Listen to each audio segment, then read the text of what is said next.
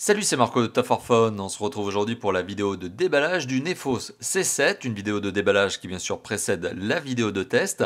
Le Nefos C7 qui est l'un des derniers nés du constructeur, Nefos qui est une marque qui appartient au géant TP-Link, qui est le leader mondial des solutions réseau, switch, hub, etc. Le Nefos C7, c'est un mobile qui est commercialisé depuis février 2018. On est en avril 2018 lorsque je fais cette vidéo. Le téléphone est commercialisé au prix maximum conseillé de 159,90 €, ce qui en fait donc un téléphone entrée de gamme.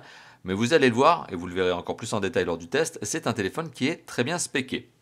Alors la boîte en elle-même, c'est une boîte d'une sobriété maximale, c'est-à-dire qu'on a un peu de visuel du téléphone, mais voilà, il n'y a pas grand-chose à dire. Donc visuel de face du téléphone, on remarque également le dos, Nefos C7 c'est le modèle, Better Selfie, voilà, c'est le petit slogan de ce mobile. Bon, TP-Link, on nous rappelle bien que c'est la marque TP-Link qui est donc propriétaire de Nefos, un Nefos qui n'est qu'une marque de TP-Link. Et à l'arrière, on a quelques petites spécifications. On apprend donc Better Selfie, 13 mégapixels plus 8 mégapixels. Est-ce que c'est deux caméras frontales? Non, bien sûr, c'est un 13 au dos et un 8 au frontal. C'est bien ça. Un écran de 5,5 pouces, résolution HD, technologie IPS. On reviendra sur ce dernier lors du test. On parlera de la qualité d'image, bien sûr, vous vous en doutez. Face and Save, donc le capteur d'empreinte digitale, est revendiqué comme étant très rapide, 0,2 secondes. Voilà, donc ça j'en doute pas, puisqu'on a déjà testé des Nefos, et c'est vrai qu'ils ont un capteur d'empreinte digitale rapide en général, donc pourquoi pas celui-ci aussi. Le processeur est un processeur 8 cœurs, sur lequel on reviendra bien sûr. On apprend ici le modèle, hein, c'est un Mediatek, donc MT6750. Donc c'est un téléphone qui devrait tourner dans les 55 000 points sur Antutu. 2 Go de RAM, 16 Go de ROM, donc de mémoire de stockage interne, emplacement micro SD disponible, c'est un téléphone double SIM et c'est un téléphone 4G. Voilà, et précisément si jamais vous le trouvez sous cette référence, c'est le modèle TF900, pardon, TP910A, TP comme TP-Link. Voilà, donc ça c'était le petit tour de la boîte. Alors on va tout simplement enlever déjà le cellophane qui protège, en tout cas qui entoure la boîte. Alors j'ai cru distinguer les scellés de protection, donc en plus on va enlever les scellés de protection, on va les couper, on va les casser. Donc ce qui prouve que le téléphone, vous voyez, eh bien il est tout neuf, puisqu'il est dans une boîte originale, toute neuve, il n'y a pas de doute. Alors on a effectivement un petit scellé ici, est-ce que c'est là comme ça qu'on le coupe? Oui, on va le couper proprement, voilà. Est-ce qu'il y a autre chose justement comme scellé? Non, c'est bon, voilà, hop. Alors, vous voyez ce petit trou là justement pour retirer la boîte en elle-même de son fourreau que je vais mettre de côté. Voilà, le téléphone en lui-même, très bien packagé, donc dans la boîte en carton, sur un version en carton, avec film protecteur à l'avant, film protecteur à l'arrière. Voilà, donc on a un rappel des spécifications. Et le dos, donc on voit que la version ici est une version grise. Alors je ne suis pas certain de ce que je vais vous dire, mais je crois qu'il existe une version dorée. Mais enfin, quoi qu'il en soit, ici on est sur la version grise avec cet effet métal au dos.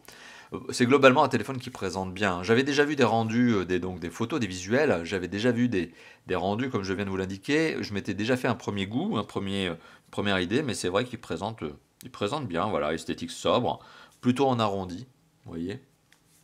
Donc c'est plutôt sobre, c'est plutôt élégant. C'est un téléphone, je le rappelle, qui vaut 160 €, donc c'est un entrée de gamme.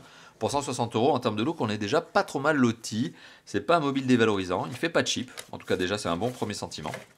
Le téléphone est donc posé sur ce berceau en carton, en tout cas cette pochette en carton à l'intérieur de laquelle on retrouve le trombone, puisque c'est un téléphone unibody, vous ne pouvez pas retirer le dos, hein, il n'y a pas de cache batterie à retirer, donc ce sont des slots que voici, dans lesquels on va mettre les cartes SIM ou cartes SIM et micro SD.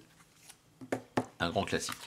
À l'intérieur, on retrouve donc de cette pochette un film protecteur pour la face avant, donc vous avez un film pour protéger votre écran.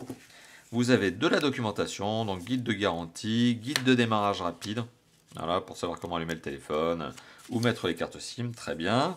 Déclaration de conformité, d'accord, sur probablement les normes, quoi, les ondes, etc. Et un guide de safety guide, dans lequel on doit peut-être retrouver justement l'information sur quoi? Sur le DAS. Est-ce que c'est à l'intérieur? Est-ce que c'est écrit ici? Ou peut-être même pas en fait, au final. Non. Ah si, on retrouve des informations écrites sur le DAS. Le DAS, mais qui était peut-être au dos de la boîte. Ah bah oui, il est au dos de la boîte le DAS.